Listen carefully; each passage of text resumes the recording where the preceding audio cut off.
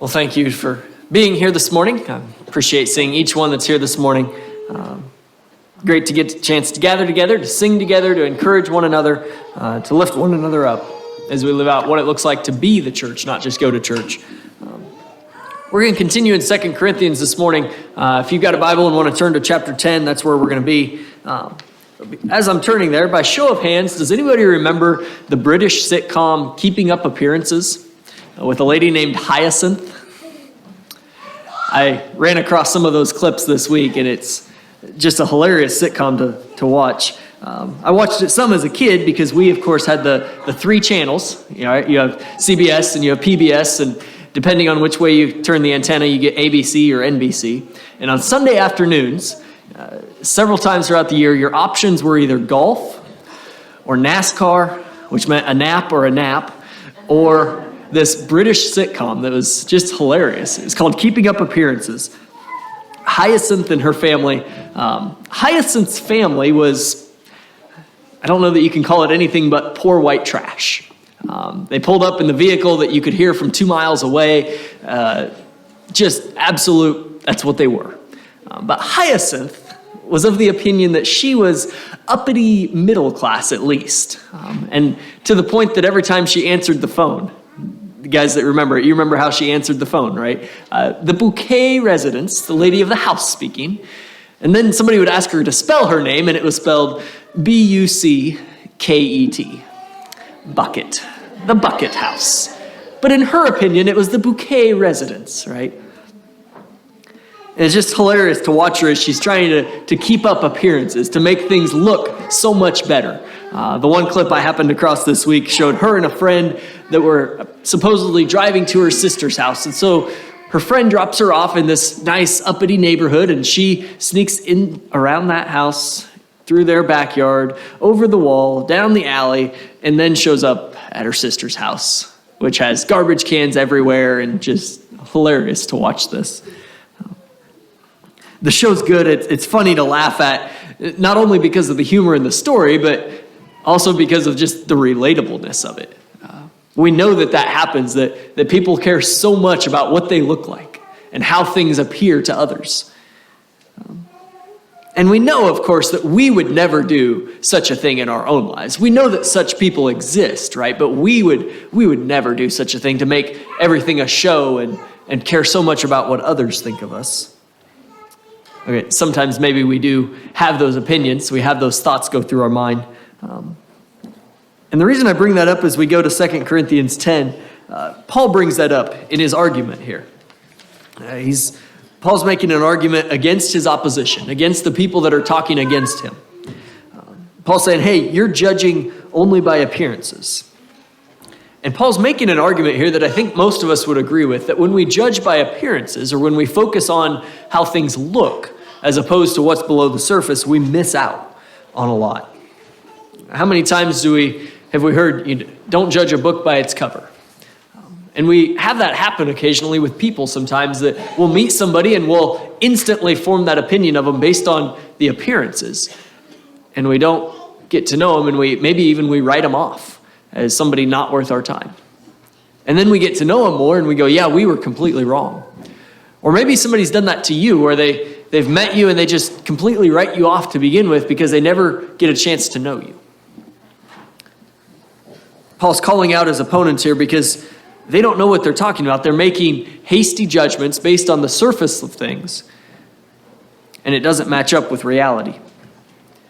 To give some context here, so Paul's writing to his good friends in Corinth, and this is a letter written to the church at Corinth. It's not written to us, but it is for us, and we get stuff out of it. And Paul has spent a year and a half in Corinth proclaiming the gospel, leading the church there. And now, a few years later, so apparently some people are coming in and attempting to convince those in Corinth that, hey, you don't need to listen to what Paul says. After all, who's this Paul guy anyway? Why are we listening to him? And Paul describes them as proclaiming a different gospel than the one that he proclaimed. And so they're undermining his authority. They're bringing things in that don't match up with what he said, and trying to convince the Corinthians that Paul is somebody we don't need to listen to. He's not really an apostle even. He's not an authority. He has no reason to say anything to you guys that matters. And Paul has heard these arguments. He's heard that this is happening in Corinth. And so he writes throughout 2 Corinthians, he's touched on this topic. But here in the last 3 chapters of 2 Corinthians, he really gets into it. Last 4 chapters, chapters 10 through 13, he gets very bold in his defense here.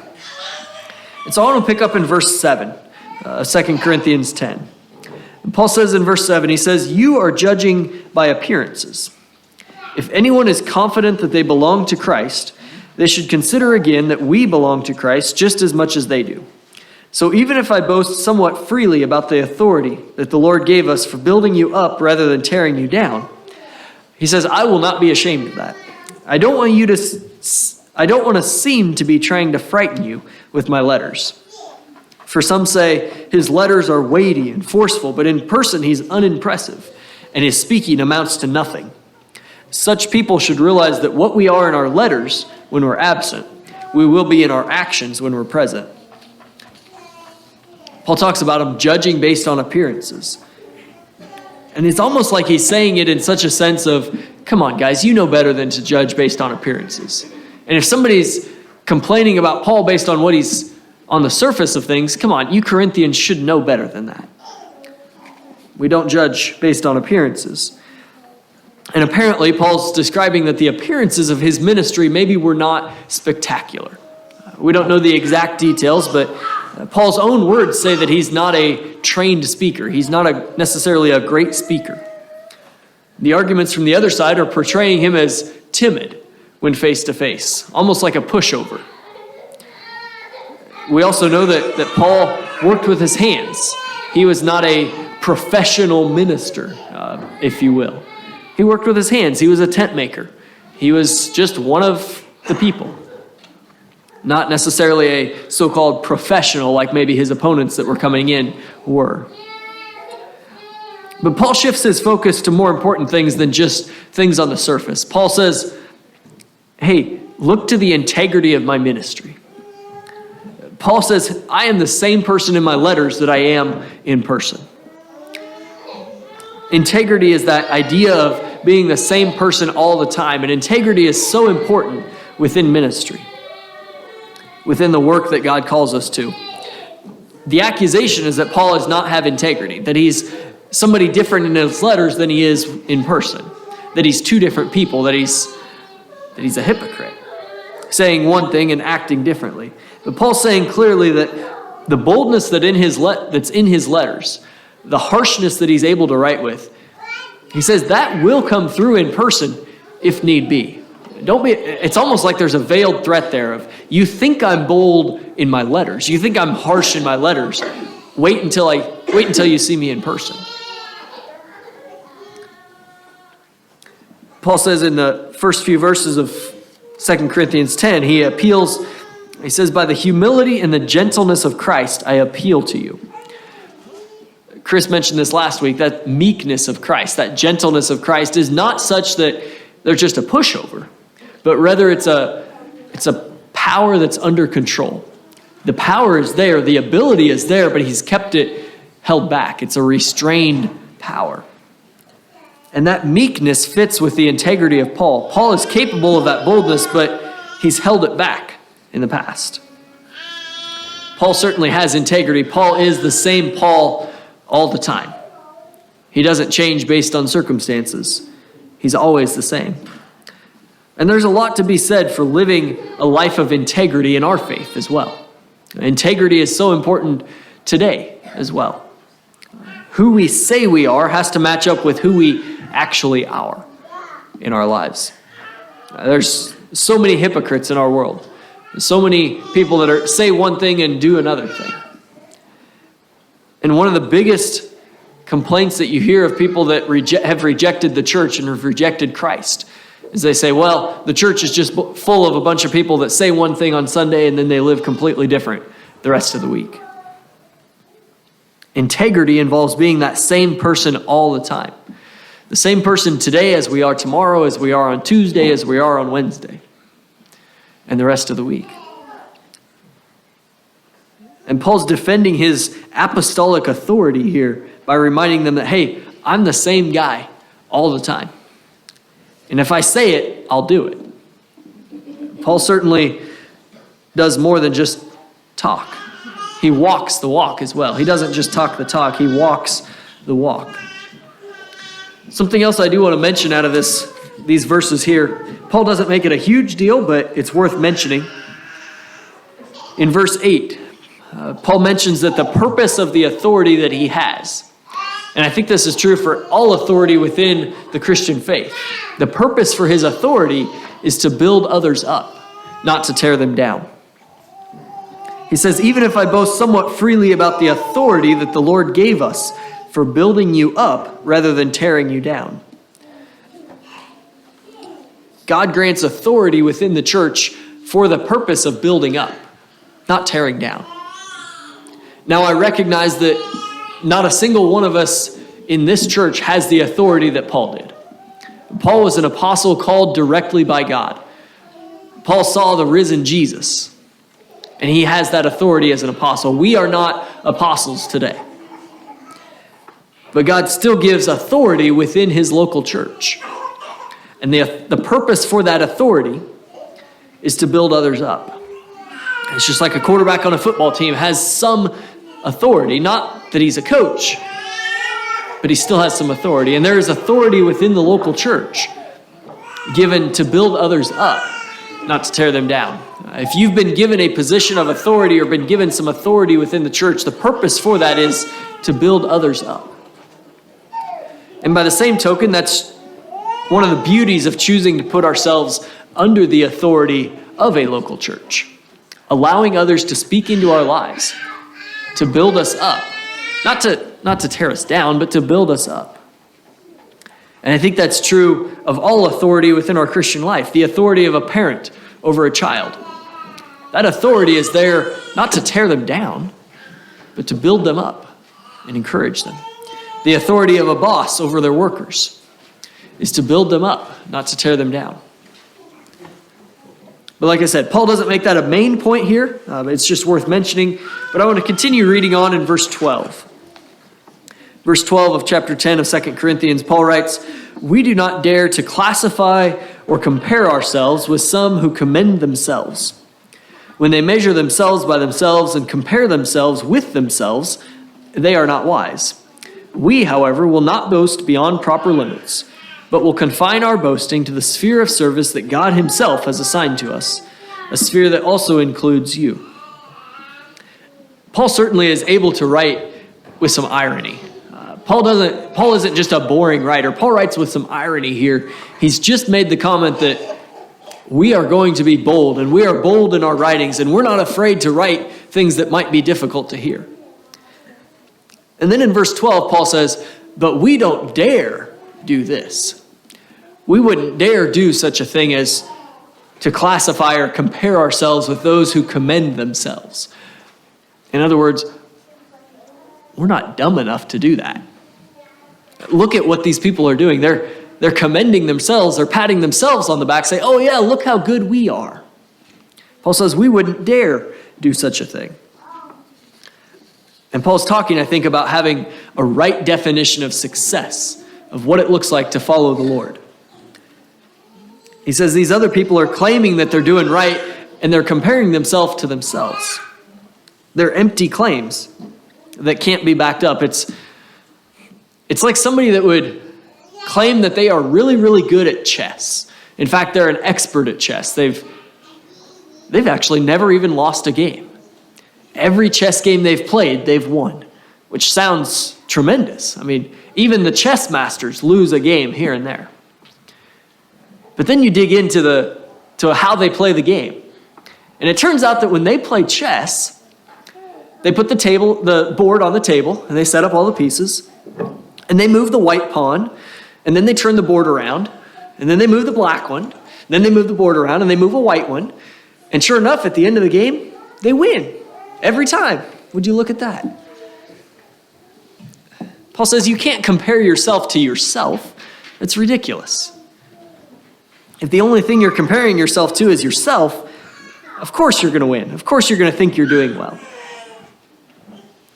But Paul's reminding us that the measure of success, the measure of living out a godly life, the measure of ministry cannot be ourselves. It can't be found in comparison against things that don't actually matter. And I think that can be expanded into just making sure that we compare ourselves to what God has said versus anything else that can distract us. I think that's helpful for us to be reminded of too. The work that we've been called to, if you're a believer in Jesus, you've been called to do work, to serve the Lord in some way in your life.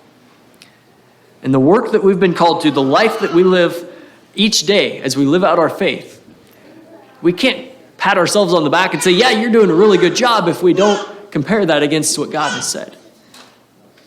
And the measure of success that we have comes from God. It's not a matter of things that don't actually matter in the end. It's not a matter of maybe we think we're doing really good because we've spent a lot of money on the Lord, or we spend a lot of time on the Lord, or we give a lot, or we this or that things that don't matter. Paul goes on to say that he only boasts about the sphere of service that God has assigned to us. And Paul's particular sphere of service included the Corinthians. He had gone to Corinth and spread the gospel there. And that was a part of his sphere of influence, sphere that God had assigned him. Paul's not going to brag or claim success based on what somebody else does, but based on what God has given Paul to do, Paul can say, yeah, I've done a good job with this. When he looks at his ministry, when he looks at his life, he can recognize that at the end, he can look forward to God saying, well done, my good and faithful servant. Well done. Sometimes I think, though, when we talk about ministry, when we talk about Paul's ministry or even our ministry today, I think it's possible, at least, that we have a narrow view of ministry. We use that word and we think of it as a specialized thing, something that happens only by a few people, only on a few days out of the year, something that happens only in a few buildings across the country, buildings with a steeple that people gather in on Sunday mornings. That's ministry. And everything else, that's just life. But ministry is over here, and it's its own special thing. But I don't think that's a biblical view of life or of ministry. Biblically speaking, ministry involves all of our lives. The word for ministry or minister is the idea of service, one who serves. As we go about life that we serve. Paul mentions it in Ephesians. In Ephesians 4, Paul says that Christ gave the apostles and the teachers and the evangelists and the prophets and the pastors to equip his people for works of service. Not just to equip a few people, but to equip all the people for works of service, or some translations say works of ministry. It's the same idea there, that all of us are being equipped for the ministry that God has given us. As we live out our lives, what does that ministry look like?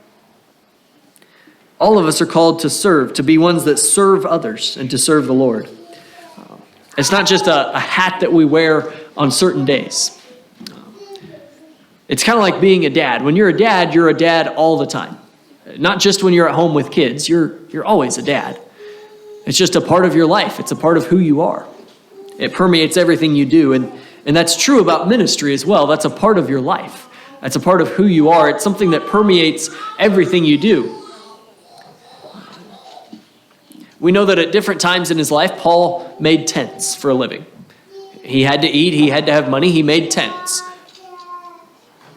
But his identity was found in the work that he did for the Lord, in his ministry. And as he made the tents, he served others and he served the Lord.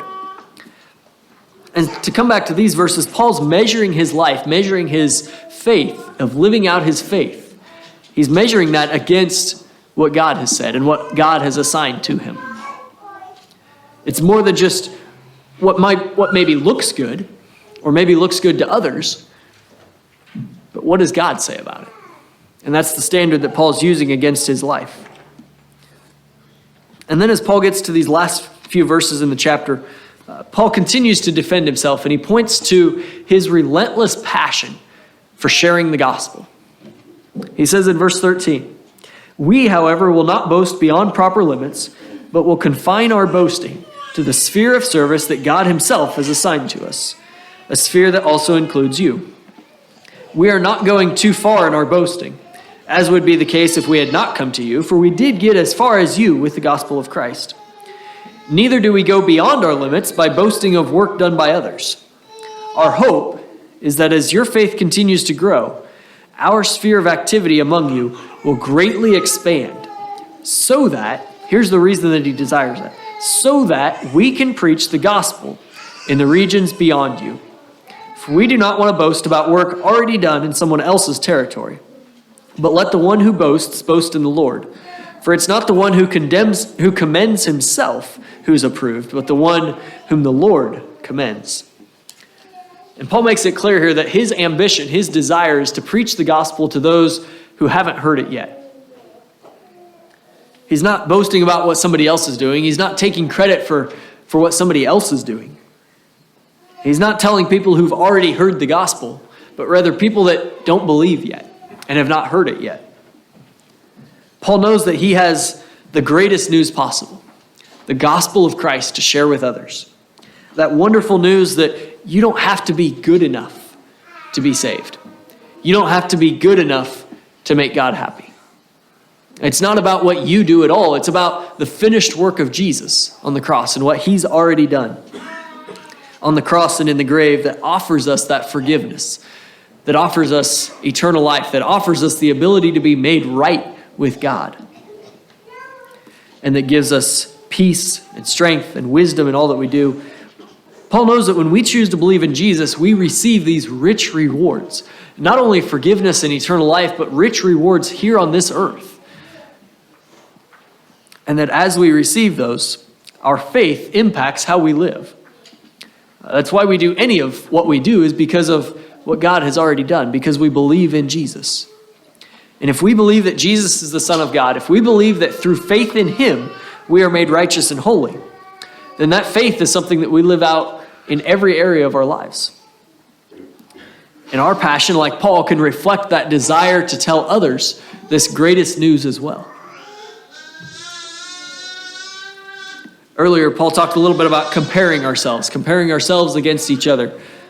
Sometimes this is easy to do on a personal level.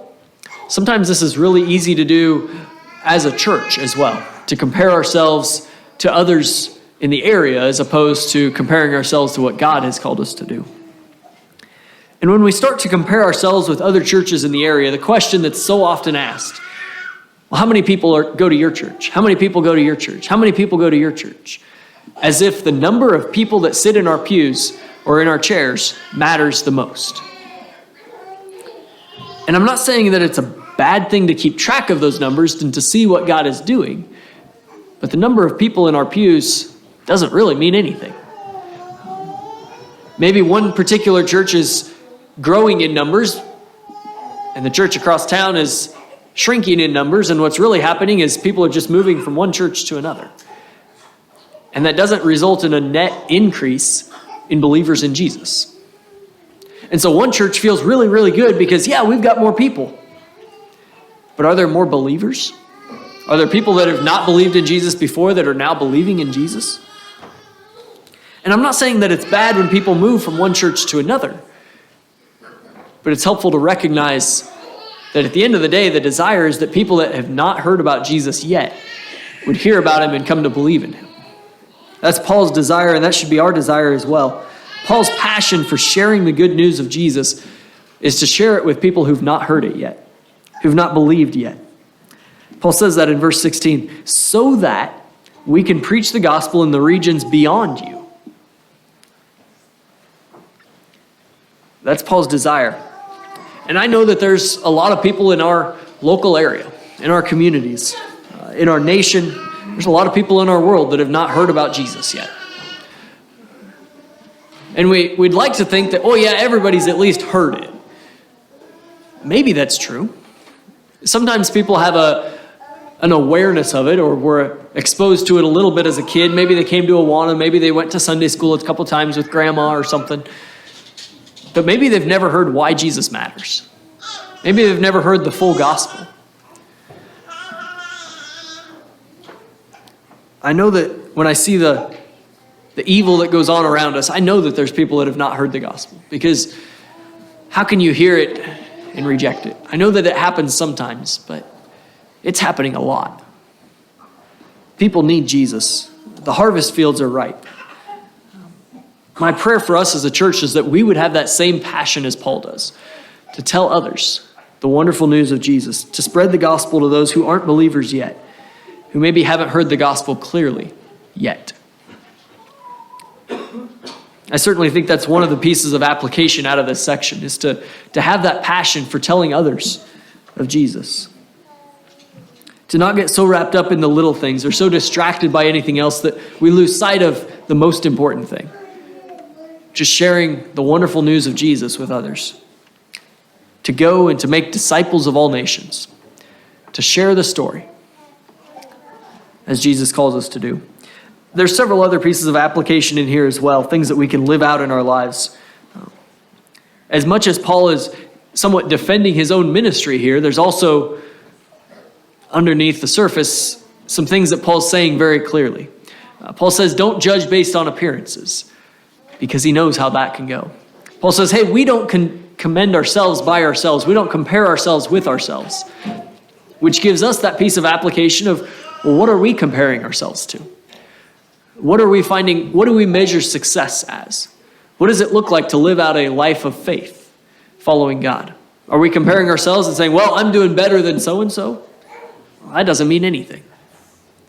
How do we compare our lives of faith to what God has said? And I don't say that in the sense of trying to earn God's favor. We know that none of us can earn God's favor based on what we do. Our salvation is not found based on what we do. Our salvation is found through faith in Jesus and what he's already done. But what does it look like to live out a life of ministry? What does it look like to live out that faith? And what are we comparing ourselves to? That's worth asking, at least. Paul talks about his own integrity. He says, I'm the same person all the time. What does our integrity look like? Are we focused on what's on the surface, or are we focused on what lasts and what's beneath the surface? Are we the same person in every area of our lives? At home, at work, on Monday, on Thursday, on Saturday, on Sunday, are we the same person all the time?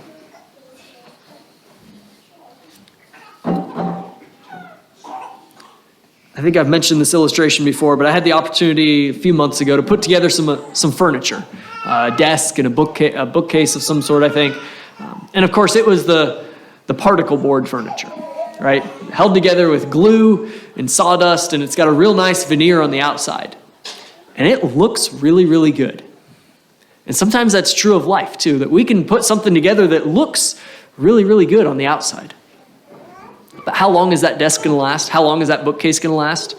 I bet I put another one together in the next 5 years, 10 years, depending on how much weight you put on it and everything else, depending on if you attempt to pick it up or not. If you just leave it sit and don't touch it, it looks really good. But will it last? Probably not. As opposed to the old oak roll-top desks that have been around for 150 years and still last. The solid furniture that you go to pick it up and you need somebody else to help you move it. And you know it's not going to fall apart on you guys when you move it. If we want our ministry to last, if we want our service to the Lord to be something that lasts, we have to focus on more than just what's on the surface, more than just what looks good. Paul says it very clearly in that last verse, in verse 18. He says, "For it is not the one who commends himself who is approved, but the one whom the Lord commends." It's not the one who commends himself who's approved, but the one whom the Lord commends. May we live our lives in such a way that the Lord commends our ministry and our service. Let me close this out in prayer. God, thank you so much for Jesus. Thank you for his love. Thank you for Paul and his words to the Corinthians. We pray that you would sink these into our hearts. Help us to have integrity like Paul, to be the same person all the time. Help us to compare ourselves not to each other, but to what you have called us to do, in the sphere of influence that you've called us to and what you've assigned us to. Help us to live our life in such a way that at the end of our lives, we look forward to you saying those wonderful words, "Well done, a good and faithful servant." God, we love you. Thank you for Jesus. We pray this all in his name. Amen.